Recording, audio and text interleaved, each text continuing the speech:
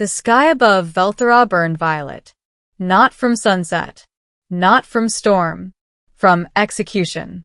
Princess Erin Vale stood at the center of the obsidian terrace, wrists bound in luminous energy bands that hummed with ceremonial authority. Below her, the capital city shimmered in layers of silver spires and floating lanterns. Above her, 3 moons hung like silent judges. And before her knelt the High Council. "You are warned," intoned Archseer Maleth, his voice echoing across the terrace. The prophecy was clear. The shattered star will bring ruin to the Dominion. You were born beneath it. Erin lifted her chin despite the chains cutting into her skin. "I was born beneath a dying sun," she replied calmly. "That does not make me its weapon." Murmurs rippled through the gathered nobility. The prophecy had followed her since childhood. On the night of her birth, a star in the Veltheran sky fractured in a supernova no scientist could explain. The seers declared it an omen, a royal child destined to fracture the empire itself. She had trained harder than any heir before her, studied diplomacy, warfare, xenobiology. She had negotiated peace with border clans and reorganized famine relief in the outer provinces. But none of it mattered. Fear was louder than reason. "The Dominion cannot risk extinction," Maleth continued. "Tonight, fate is corrected." Erin exhaled slowly. She had known this day would come. What she hadn't expected was the human who shouldn't be there. Humans had only recently joined the Galactic Accord. They were newcomers, innovative, reckless, emotionally unpredictable. Ambassador Elias Rowan stood at the edge of the terrace, hands clasped behind his back. Dark formal coat. No visible weapon. Brown eyes observing everything. He wasn't supposed to interfere. The Accord forbade involvement in internal royal matters. Yet he hadn't left. Erin met his gaze across the terrace. He didn't look afraid. That unsettled her more than the execution platform. Maleth raised his staff. Energy coiled around Erin's restraints, preparing to channel the Dominion's ancient rite, a neural disintegration beam that would leave nothing behind, not even a body. By authority of the Eternal Dominion. Hold. The single word cut across the terrace. Every head turned. Elias Rowan stepped forward. "You are not recognized in this proceeding," Maleth snapped. "I am," Elias said calmly, "an ambassador of the Galactic Accord. And under Article 7, Section 3. This is not your concern." "It becomes my concern," Elias interrupted, "when a member world executes its future ruler based solely on predictive superstition." Gasps echoed. Erin's pulse quickened. Maleth's eyes narrowed. "You dare insult our seers?" "I question the data," Elias replied evenly. "Data." The Veltherans despised that word when applied to prophecy. "The shattered star was not random," Maleth declared. "Its radiation pattern matches collapse models." "Models," Elias repeated, "which can be misinterpreted." Silence tightened like a drawn blade. "You will step aside, human," Maleth warned. Elias did not move. "No." Middle. The truth beneath the star. The terrace trembled, not from violence, but from uncertainty. Erin stared at Elias.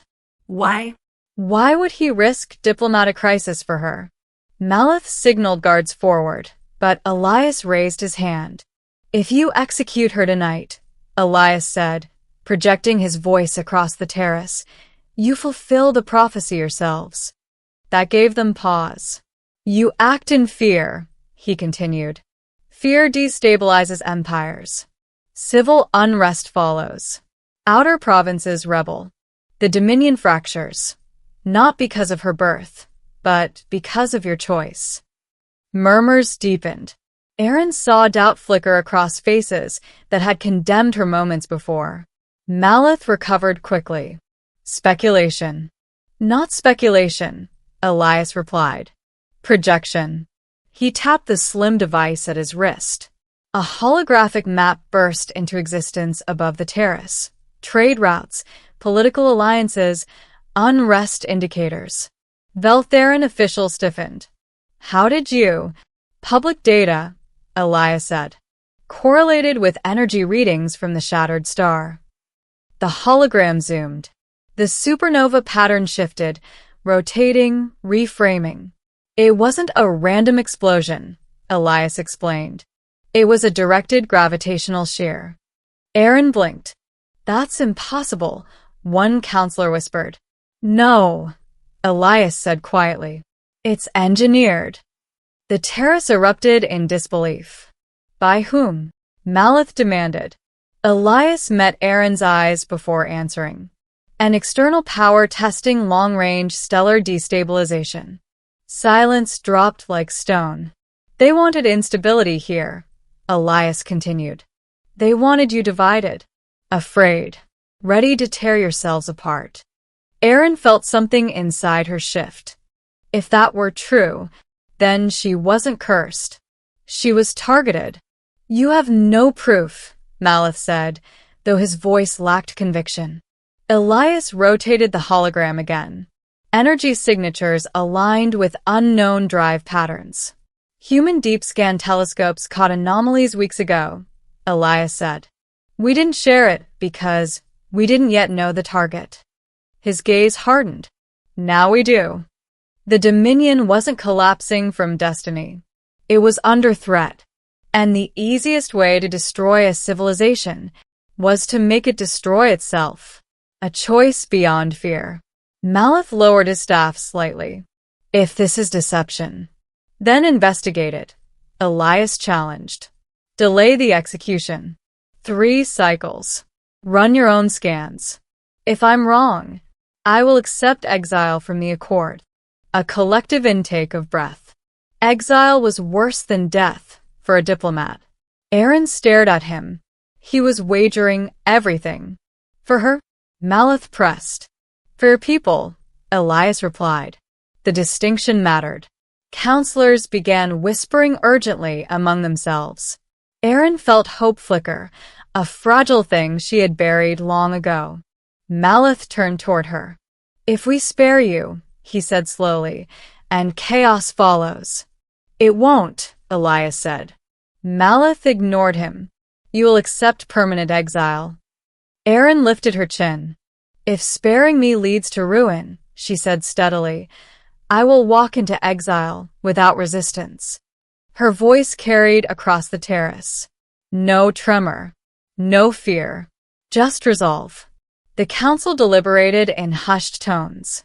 Finally, Malith raised his staff once more, but instead of channeling energy, he dissolved the bindings. The light restraints vanished. The execution is suspended, he declared. Gasps. Shock. Relief. Aaron's knees nearly buckled, but she remained standing. She was alive. Because of a human. The investigation. The next 3 cycles were a storm of analysis. Veltheran observatories recalibrated deep space arrays. Human scientists transmitted raw data. Political factions argued fiercely. Aaron found herself working beside Elias in the Royal Strategy Chamber. You didn't have to risk exile, she told him one night as star charts glowed around them. Yes, he said softly. I did. Why? He studied a projection before answering. Because humans have a saying, he said. Fate is just a story we tell when we're afraid to fight back. She considered that.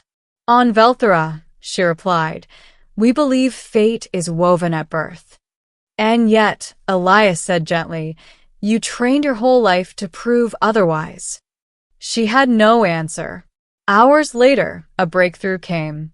Veltheran scans detected residual tachyon distortions. Impossible without artificial manipulation. The shattered star had been weaponized. Malith stood in stunned silence as the data confirmed it. The prophecy, he murmured, was convenient, Elias said quietly.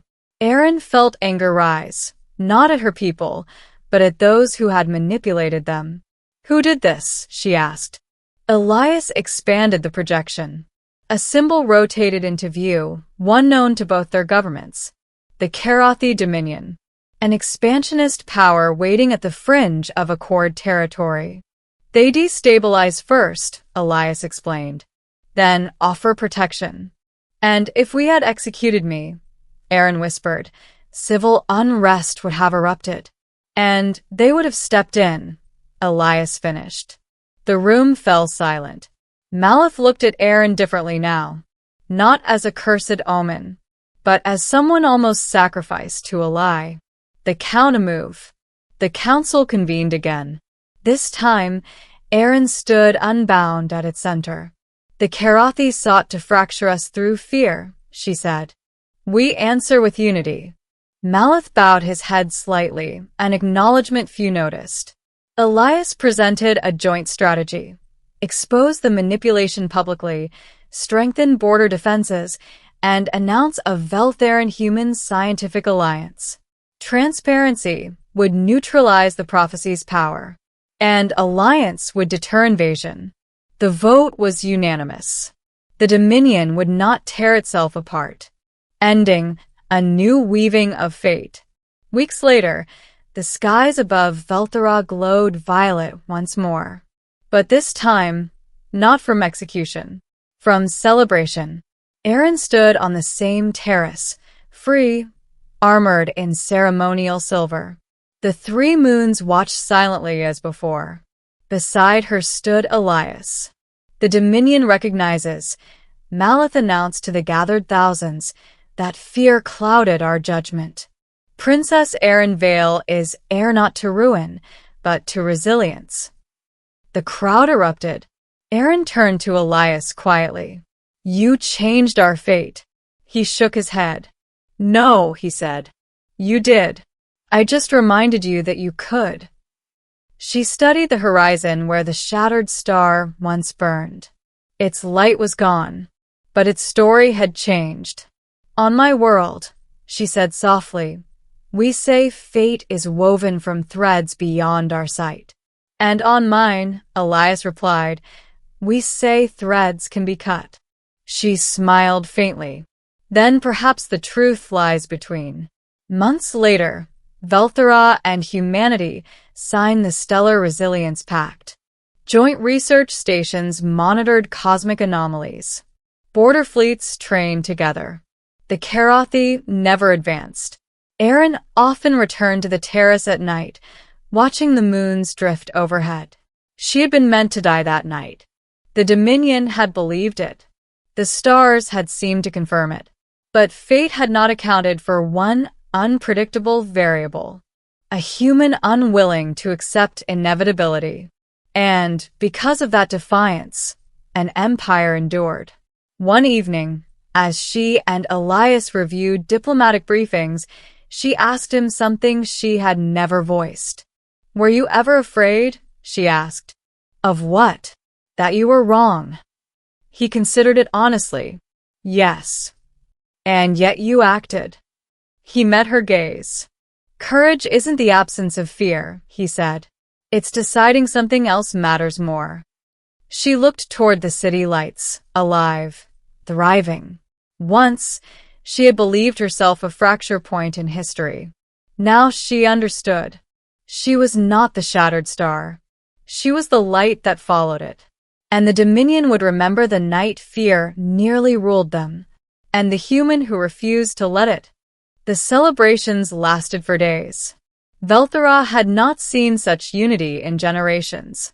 The same streets that once whispered fear now roared with music. Floating lanterns filled the skies, painting the night in gold and violet. Citizens gathered beneath the obsidian terrace, not in mourning, but in relief. Aaron stood above them once more. But everything had changed. The terrace no longer felt like a place of judgment.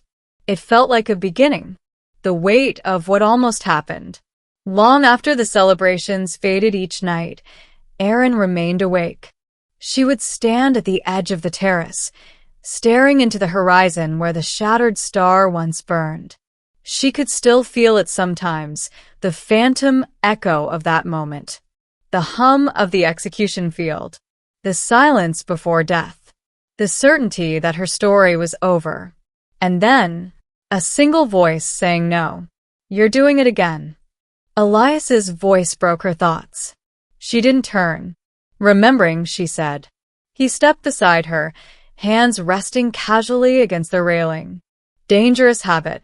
Necessary, she replied softly. If we forget how close we came, we risk repeating it. He nodded. That's fair. For a while, they stood in silence. Below them, the city shimmered with life. Alive because fear had been challenged. Alive because someone had refused to accept inevitability. The truth about fate. Tell me something, Aaron said at last. Elias glanced at her. That depends. Will it get me exiled after all this? A faint smile touched her lips. No. She looked back toward the stars. When you stood there when everyone was against you, did you actually believe you could change their minds? Elias exhaled slowly. Not completely, he admitted. Then why risk everything? He didn't answer immediately. Instead, he looked out across the sky, the same sky that had nearly condemned her. Because I've seen what happens when people don't try, he said quietly. Entire worlds fall apart, not because of enemies, but because no one stood up at the right moment. Aaron absorbed that. And you thought I was worth that risk? He met her gaze. I thought your people were. A pause. Saving you just happened to be how we saved them. For a moment, she said nothing. Then, that's the most human answer you could have given. He smirked slightly. We specialize in inconvenient truths. The Council's reckoning. Not all wounds healed with celebration. Inside the Dominion, there were those who had supported the execution. Those who had believed in the prophecy so completely that they had nearly destroyed everything. The High Council convened again, but this time, not in power, in accountability. Archseer Maleth stood before Aaron, no longer elevated above her. I failed, he said. The words carried weight, not just from him, but from the entire system he represented. I allowed fear to override wisdom. I mistook possibility for certainty. Aaron studied him carefully. You were not alone, she said. No, Maleth agreed. But I let it. Silence stretched. Then he did something no one expected. He removed the sigil of the Archseer and placed it at her feet. I relinquish my authority. Gasps echoed through the chamber. Aaron looked down at the sigil, then back at him. Why? Because Velthara cannot move forward, he said, if those who nearly destroyed it remain unchanged. She considered that. Then, slowly, she bent down and picked up the sigil. But instead of keeping it, she returned it. You don't step away, she said firmly. Maleth looked stunned. You learn, she continued. You adapt. You help ensure this never happens again. The chamber fell silent. You taught our people to trust prophecy, she added. Now you will teach them to question it. For the first time, Maleth bowed, not as a superior, but as a student. A new future forged. The alliance between Velthara and humanity grew rapidly. Joint observatories scanned the edges of known space. Defense fleets trained side by side. Scientific teams worked to understand and counter the kind of weapon that had shattered the star. But beyond strategy and defense, something deeper had changed. The Dominion no longer feared the unknown. It studied it, challenged it, prepared for it. And Aaron led that transformation, not as a ruler shaped by prophecy, but as one who had survived it. The last question. Months later, on a quiet evening, Aaron and Elias found themselves once again beneath the open sky. The stars were calm, peaceful. Almost ordinary. Do you ever think about it? Aaron asked. About what? The version of reality where you didn't speak. Elias didn't hesitate. No. She blinked. No. No, he said. Because that version doesn't matter. She tilted her head slightly. Why not? Because it didn't happen. Simple. Direct. Human. Aaron let out a soft breath. On Velthra, they would have studied that alternate timeline endlessly. Analyzed it. Feared it. But humans, they moved forward. You really don't believe in fate, do you? She asked. Elias thought for a moment, then smiled faintly. I believe in choices, he said. The final moment, Aaron stepped forward, gazing out across her world, her people, her future. Once, she had believed she was the end of something. Now she understood. She was the beginning. The seer said I would fracture the Dominion, she said quietly. Elias raised an eyebrow. Looks pretty intact to me. She shook her head slightly. They were right, she said. He frowned. What? She turned to him, eyes steady. I did fracture it, she explained. The old Dominion, the one ruled by fear. Understanding dawned in his expression. And what replaced it? He asked.